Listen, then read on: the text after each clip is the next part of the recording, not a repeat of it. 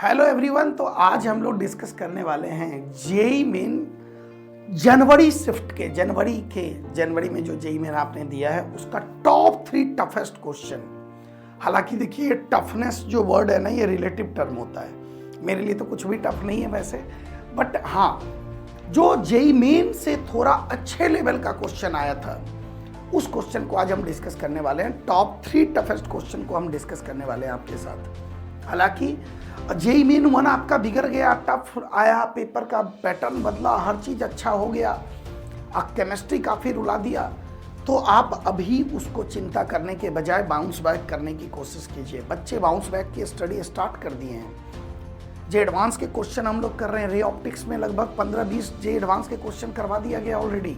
And उसके बाद special 26 जो कि बिल्कुल जनवरी अटेम्प्ट का रिप्लिका है और इवन थोड़ा सा उसके अपर लेवल का है, थोड़ा और अच्छे लेवल का है, जिससे कि अप्रैल अटेम्प्ट में आप काफ़ी अच्छा परफॉर्म कर सकते हो, वो बच्चे सॉल्व करना स्टार्ट कर दिए हैं। तो आप भी जल्द से जल्द बाउंस बैक करने की कोशिश कीजिए।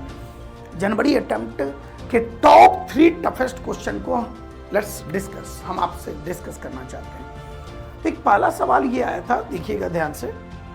ये अंदर में एक गैसियस फ्लूइड भरा हुआ है। एक क्वेश्चन में यही बोला जा रहा है कि अंदर में एक गैसियस फ्लूइड भरा हुआ है। इसको ए बोल दिया, इसको बी बोल दिया।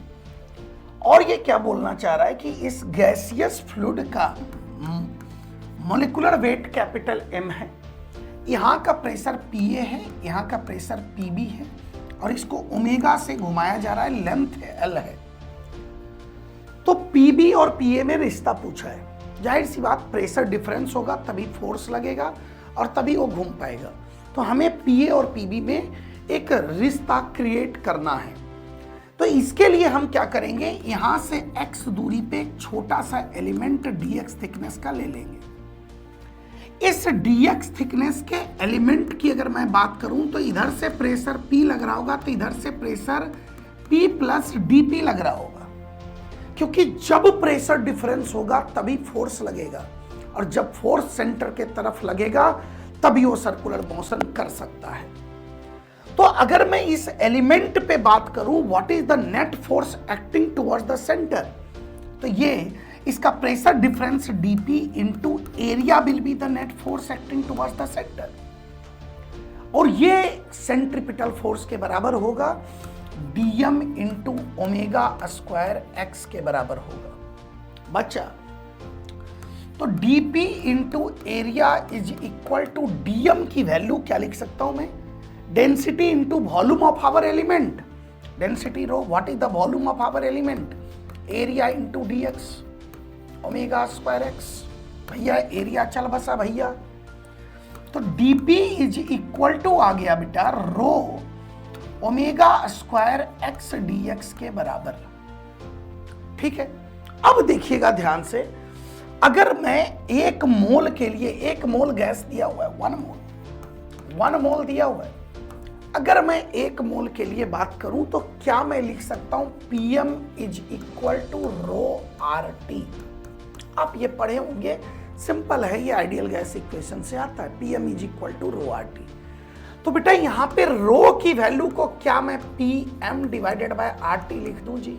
यस सर, लिख दो, हो गया जी। तो dP इज इक्वल टू देखिए आ जाएगा PM डिवाइडेड बाय RT, रो को लिख दिया ओमेगा स्क्वायर x dx के बराबर, PM बाय RT लिख दिया उसको। P को एक तरफ कीजिए, dP by P is equal to आ जाएगा M omega square x divided by RT के बराबर, और dx इसको इंटीग्रेट करना है। x इज इक्वल टू 0 पे प्रेशर PA है, x is equal to L पे प्रेशर PB है, तो बच्चे लॉग में आएगा ln PB divided by PA is equal to M omega square RT L square by 2 के बराबर आ जाएगा इंटीग्रेट करके। सीधे दिख रहा है बेटा कि PB is equal to PA times e to the power M omega square L square divided by 2RT के बराबर आ गया, रिश्ता आ गया। अब ये रिलेशन कौन सा है आप देख सकते हैं, ये रिलेशन ऑप्शन 4 है। Option 4 is the correct answer. ये क्वेश्चन इसलिए भी टफ हुआ क्योंकि इसमें आप ऑप्शन एक्सक्लूजन नहीं कर सकते थे। ए ऑप्शन, थर्ड ऑप्शन और फोर्थ ऑप्शन में आप एक्सक्लूड नहीं कर सकते थे विदाउट सॉल्विंग। बी ऑप्शन को बस आप सेकंड ऑप्शन को एक्सक्लूड कर सकते थे कि प्रेशर सेम तो नहीं होगा, है ना। चलिए, second toughest question sound wave का, ये सवाल हमें काफी अच्छा लगा, है ना। जेईई मेन पर्सपेक्टिव से अगर बात करूं तो इसने क्या बोला कि दो लाउड स्पीकर है L1 L2 जो कि 10 मीटर की दूरी पे है। इसके बाइसेक्टर पे 40 मीटर की दूरी पे एक पॉइंट है A, और यहां से हम 25 मीटर दूर जब B पॉइंट पे गए तो इसके बीच में AB के बीच में बेटा 10 मैक्सिमा एंड 10 मिनिमा का साइकिल मिला। 10 बार कंस्ट्रक्टिव इंटरफेरेंस, 10 बार डिस्ट्रक्टिव इंटरफेरेंस हुआ। ठीक है जी। स्पीड ऑफ साउंड की वैल्यू दे दिया है, √5 की वैल्यू दे दिया है, हमसे फ्रीक्वेंसी पूछा है। तो देखिए, interference depends on delta x, path difference पे डिपेंड करता है। एक यहां से ऐसे वेव बी पे पहुंचा और एक वेव यहां पे पहुंचा। देखिए, एक बात तो तय है, यहां पे डेल्टा एक्स 0 है, यहां पे मैक्सिमा आएगा, ठीक है ना। ए पे तो मैक्सिमा होगा। तो यहां पे एक ऐसे पहुंचा, हम बी पे निकालने की कोशिश कर रहे हैं। बी पे डेल्टा एक्स जो आएगा, क्या वो L2B माइनस L1B के बराबर होगा बेटा? यस। इसको मैथमेटिकली निकालना बहुत आसान काम है। L2B अगर गौर से हम देखें तो यहां से यहां तक ये 40 है, यहां से यहां तक ये 5 हो जाएगा जी, 10 का आधा, तो ये 30 हो जाएगा, ये 40 हो जाएगा। तो L2B आ जाएगा 30 का स्क्वायर प्लस 40 का स्क्वायर रूट अंडर के बराबर माइनस L1B अगर गौर से देखें बेटा तो यहां से यहां तक की दूरी हो जाएगा 20 के बराबर, 25 माइनस 5, और ये 40 है। तो बच्चे L1B अगर हम देखें तो 20 का स्क्वायर प्लस 40 का स्क्वायर रूट अंडर आ जाएगा, है ना। अगर हम गौर से देखें तो ये 50 के बराबर है, और इसको अगर आप सॉल्व करोगे, √5 को 2.23 यूज करते हुए सॉल्व करोगे तो 44.6 आ जाएगा ये। तो बच्चे delta X at B point की वैल्यू 5.4 मीटर आ गया। अब कंस्ट्रक्टिव इंटरफेरेंस के लिए डेल्टा एक्स n लैम्डा होता है। एक बात बताइए, अगर आपको 10 मैक्सिमा बन रहा है तो क्या बी पॉइंट पे वापस 10वां कंस्ट्रक्टिव इंटरफेरेंस होना चाहिए? यस। तो बी पॉइंट पे 10वां कंस्ट्रक्टिव इंटरफेरेंस होना चाहिए। तो लैम्डा यहां से आ गया 0.54 मीटर के बराबर। हमसे बेटा पूछा है फ्रीक्वेंसी। फ्रीक्वेंसी होता है velocity of wave divided by lambda. Velocity of wave 324 दे रखा है, लैम्डा 0.54 दे रखा है, ये 600 हर्ट्ज के बराबर आ जाएगा। That is going to be the answer. ये हमारा आंसर हो जाएगा। बट ये बहुत ही अच्छा सवाल था, तगड़ा सवाल था, कैलकुलेशन भी करना पड़ रहा था, सोचना भी पड़ रहा था, है ना।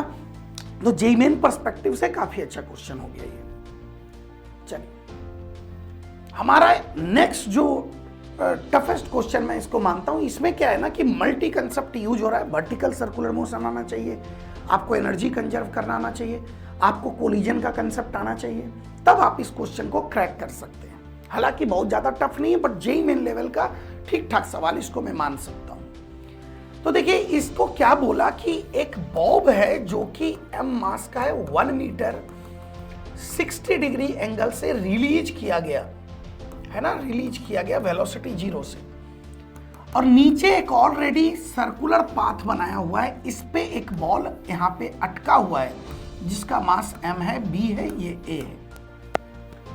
जाहिर सी बात बेटा, ये जब a इससे आएगा तो टकराएगा, लेकिन जब a वर्टिकल होगा तो इसकी वेलोसिटी क्या होगी, ये कैलकुलेट करते हैं पहले हम।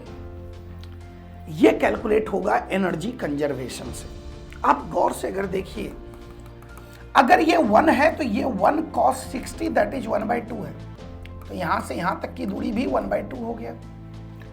अगर मैं यहां की पोटेंशियल एनर्जी 0 मान लूं तो यहां की पोटेंशियल एनर्जी हो जाएगा mg × 1 के बराबर। एनर्जी कंजर्व में करूं तो initial potential energy mg1 initial kinetic 0 release किया गया है, final potential 0, final kinetic half mv², cut गया बाबू। ठीक है, और पोटेंशियल एनर्जी mg 1/2 होगा, 1/2 है ये, तो ये 2 भी कट जाएगा, तो v की वैल्यू √g आ जाएगा। अब गौर से देखिएगा, ये जो हमारा a है वो √g वेलोसिटी से जाके b से टकरा रहा है, दोनों का मास सेम है। मास से सेम हो, कोलिजन बोल दिया है सवाल में, कोलिजन को इलास्टिक बोला है, इलास्टिक कोलिजन है। मास से सेम और कोलिजन इलास्टिक हो, वेलोसिटी एक्सचेंज होता है। तो भैया इसकी वेलोसिटी ये तो रेस्ट पे आ जाएगा, इसकी वेलोसिटी √g इसमें आ जाएगा। अब क्या बोल रहा है बेटा कि ये जो बॉल है हमारा, it is just being able to complete the circle, ये सर्कल कंप्लीट करने में जस्ट एबल हो रहा है, तो रेडियस क्या होगा, है ना। सर्कल को जस्ट कंप्लीट करने के लिए वेलोसिटी रिक्वायर्ड √5gr के बराबर होता है। ये नॉलेज आपको होना चाहिए, वर्टिकल सर्कुलर मोशन में पढ़े होंगे आप, है ना।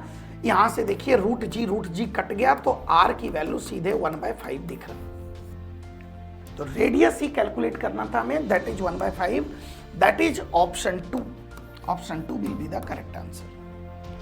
तो ये टफेस्ट 3 क्वेश्चन लगे, हालांकि और भी बहुत सारे अच्छे टफ क्वेश्चन थे, मुझे पता है और भी टफ क्वेश्चंस थे, बट इसमें से टॉप 3 का अगर टफेस्ट बोलेगा तो मैं इसी को कंसिडर किया।